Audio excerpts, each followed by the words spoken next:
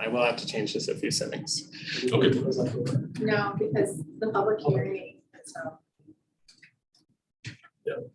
I Not would great for not building show- security either. Yeah.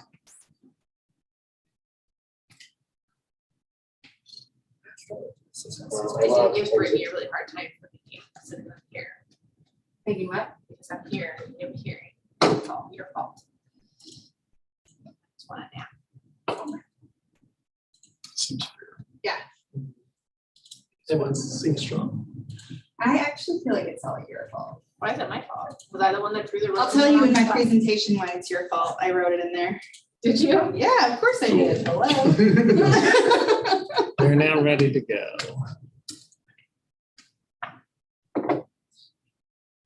And it is 5:30. My name is Jim Brewer. I'm the hearings officer for the city of Salem. This is going to be ZC 23-01. I'm going to quickly go through the outline of the procedures for tonight's proceedings. We're going to take a staff report by Jacob Brown. We'll take an applicant's presentation. That'll be limited to 15 minutes. A neighborhood report, if any, but I don't see, doesn't look like there was anyone here to do that. Then we'll take general testimony, beginning with testimony in favor of the application. That'll be limited to 5 minutes. Testimony in opposition, limited to 5 minutes. Testimony that's neutral, also limited to 5 minutes. If we have any testimony, then we'll go to rebuttal by the applicant, limited in scope to issues raised in opposition. Again, we'll limit that to 5 minutes. At that point, we close the public hearing. I want to direct your attention to the applicable criteria found in the notice.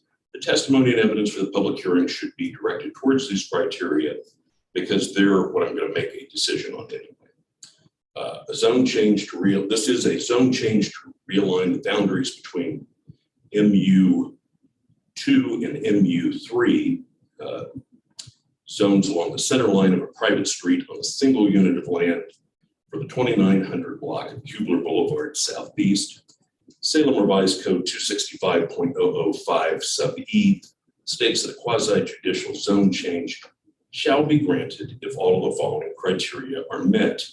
A, zone change is justified based on the existence of one or more of the following.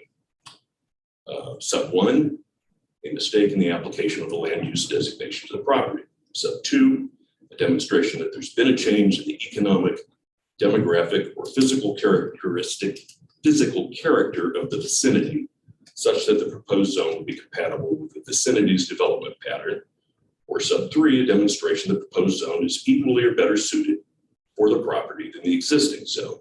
The proposed zone is equally or better suited for the property than an existing zone if the physical characteristics of the property are appropriate for the proposed zone and the uses allowed by the proposed zone are logical with the surrounding land uses. Excuse me. B, if the zone change is city initiated and the change is for other than city owned property, the zone change is in the public interest and would be of general benefit. C, the zone change complies with the applicable provisions of the Salem Area Comprehensive Plan. D, the zone change complies with applicable statewide planning goals and applicable administrative rules adopted by the Department of Land Conservation and Development. E, if the zone change requires a comprehensive plan change from an industrial designation to a non-industrial designation, or a comprehensive plan change from a commercial or employment designation to any other designation, a demonstration that proposed zone change is consistent with the most recent economic opportunities analysis and the parts of the comprehensive plan which address the provision of land for economic development and employment growth, or be accompanied by an amendment to the comprehensive plan to address the proposed zone change, or include both a demonstration and an amendment to the comprehensive plan.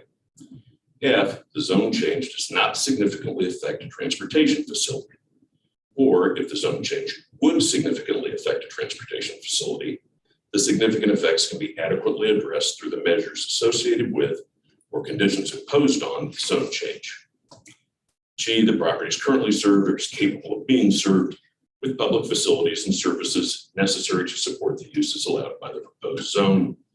And 2, the greater the impact of the proposed zone on the area, the greater the burden on the applicant to demonstrate the criteria is satisfied.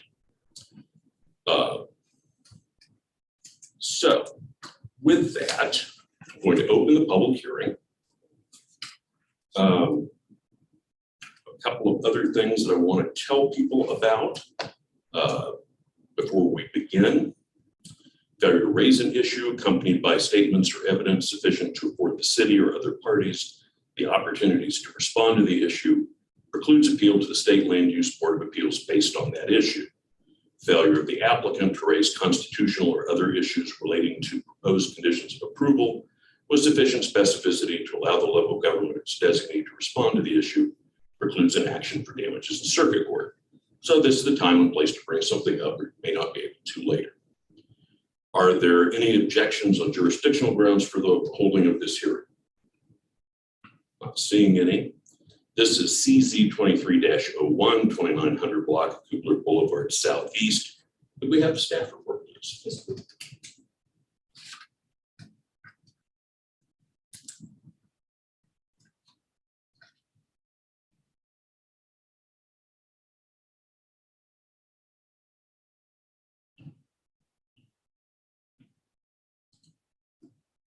Slight delay, but here we go. Ready to begin? Good evening, here's officer. My name is Jacob Brown. I'm the case manager for the proposed zone change, ZC 23-01. The proposed zone change is located at 2900 block of Kubler Boulevard Southeast. At this time, I would like to enter the staff report attachments and this presentation into the record. And they are so entered. Thank you. The applicant, Boone Road Commercial, has requested the subject zone change to realign the boundaries of the existing mixed-use 2 and mixed-use 3 zones along a recently revised center line of an internal street communal land. I would also like to note that the subject property also received a comprehensive plan and zone change under CPC ZC 21-04. Wherein the pre-existing single-family residential designation was changed to mixed use, and the underlying residential agriculture RA zone was changed to the now MU2 and MU3 zoning. The previous approval also had 5 conditions applied to the property. These conditions limited the amount of drive-throughs associated with the use, the overall footprints of structures on the property, in addition to limiting the amount of vehicle miles traveled. The subject property is approximately 24.66 acres in size and is outside the urban service area. The subject property is currently bordered to the west by 27th Avenue Southeast, which is a designated collector street. To the north is Kubler Boulevard Southeast, which is a designated parkway. And to the east is the Interstate 5 right-of-way and interchange ramps. Those form the eastern boundary. And lastly, to the south is Boone Road Southeast, which is a designated local street.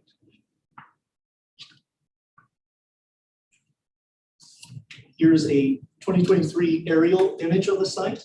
The subject property as shown here is currently undeveloped. As previously indicated, the existing zoning of the site is mixed use 2 and mixed use 3 with a comprehensive plan designation of mixed use. The purpose of this zone change is not to change the overall zoning of the site, rather to realign the boundaries of the existing MU2 and MU3 zones. As shown here, here's the applicant's proposed realignment. The alignment shown here is the MU3 zones here in MU2. The existing configuration is outlined in the red here. And then the proposed realignment is along this blue line that follows the center line of the proposed street.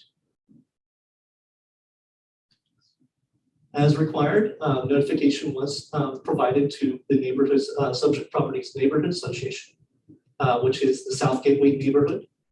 In addition, notice was also provided to the abutting neighborhood associations, as the property directly abuts these neighborhood associations. And these neighborhood associations are Morningside and Southeast Mill Creek. At this time, no comment has been been received by neighborhood associations or from the public. The Oregon Department of Aviation did provide comment. They indicated that future development will require aeronautical evaluations prior to any building permit approval.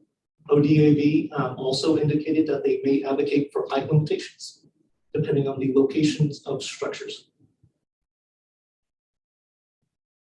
The fire department did provide comment indicating that access and water supply will be required at the time of development.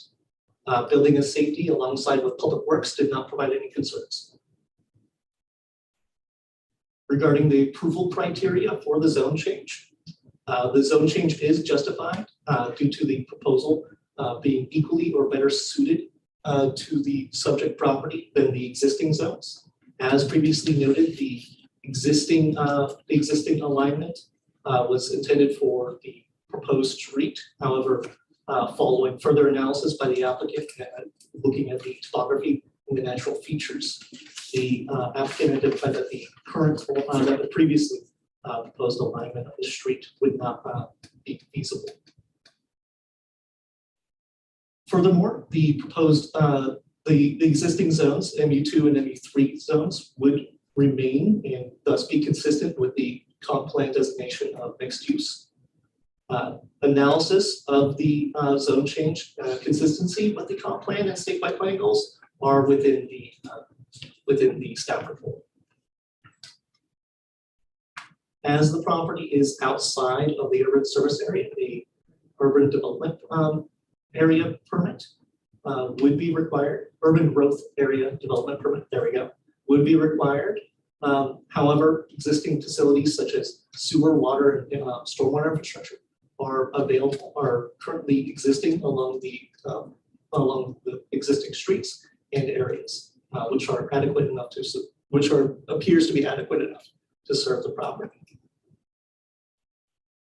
Staff has provided the following recommendation. In addition to a recommended condition of approval, the subject property shall meet all conditions of approval within CPZ-ZC 21-04. That concludes my presentation. Okay, I really have one question, and since the applicant's sitting pretty close, they may hear it when I address it. And, when we look at thank you for having this slide up. When we look at the reconfiguration, there's not a lot of change in the fractional part of an acre that gets exchanged. Would that area be developable at all? What area are you specifically? So we've got the area where as the road has moved, we're actually slightly increasing the MU2 zone, slightly decreasing the MU3 zone, but it's I don't really have a sense of scale for how much the increase to the MU2 zone is and whether that would be a developable fragment or not. I know the two are both. I believe the applicant and I represented. Okay. I can probably help. Olivia Diaz, current planning manager. So it is a fractional area, but I think that the overarching goal is that there's two sets of design standards and development standards.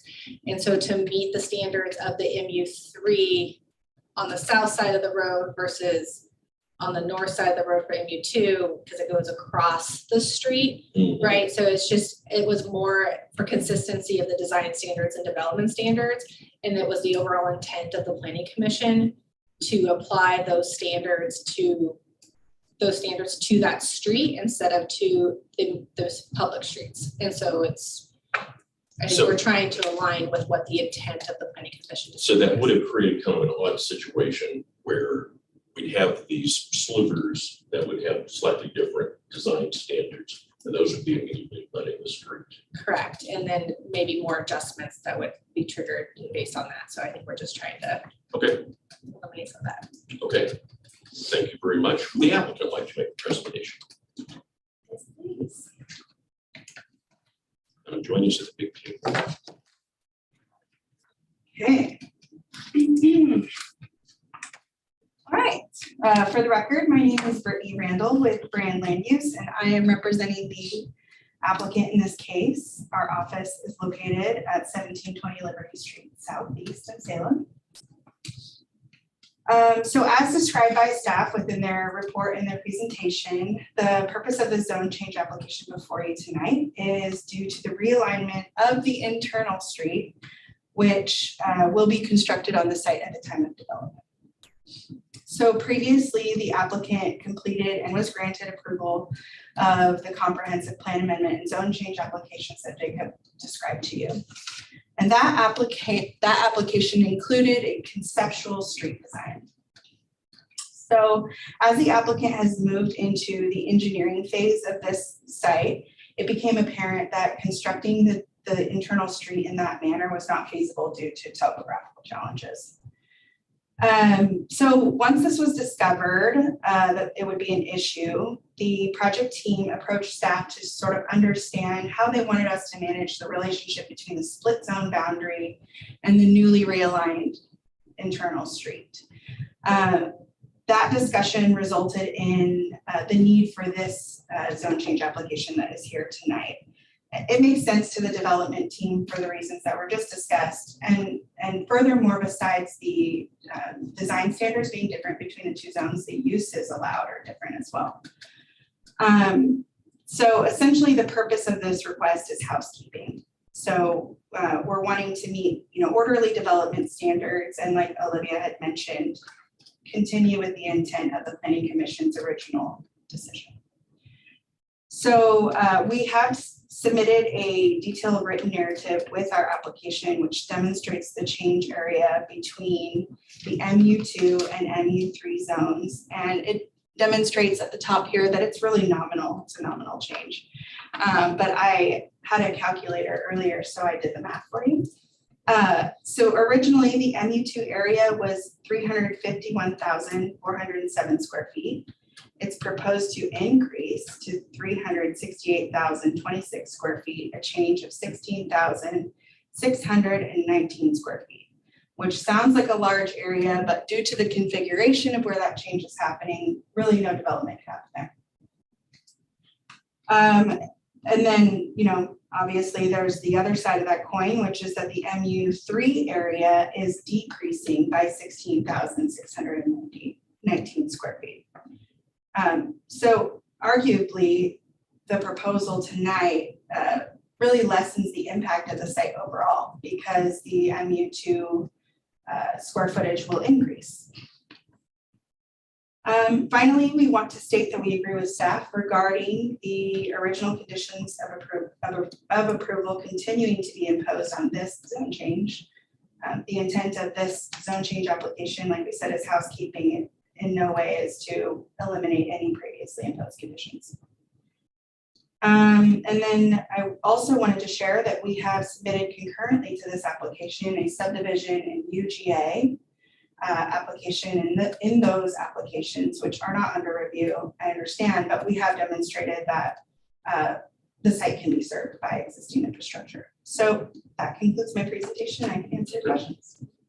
What was part of the consideration just that a right angle intersection internal to the site would not be a good idea either? Well, I mean, the organic nature of the street is pretty nice, Yeah. right? When we've looked at it in 3D models, and it really is a nice little flow.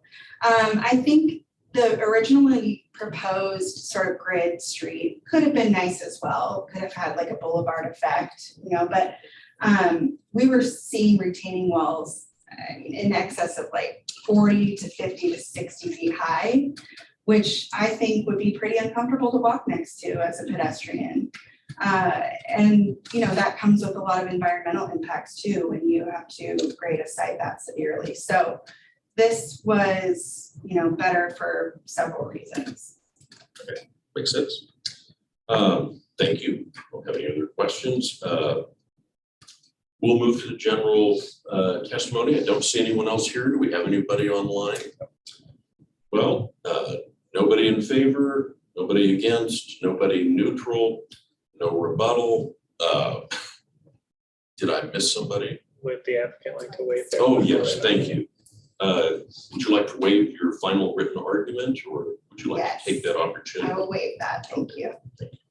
Well, I don't think it's any particular surprise. I'm going to close the hearing. Thank everybody. I'm going to be approving it for the reasons set out in the staff report. It'll take me probably a week or 10 days to get a written decision.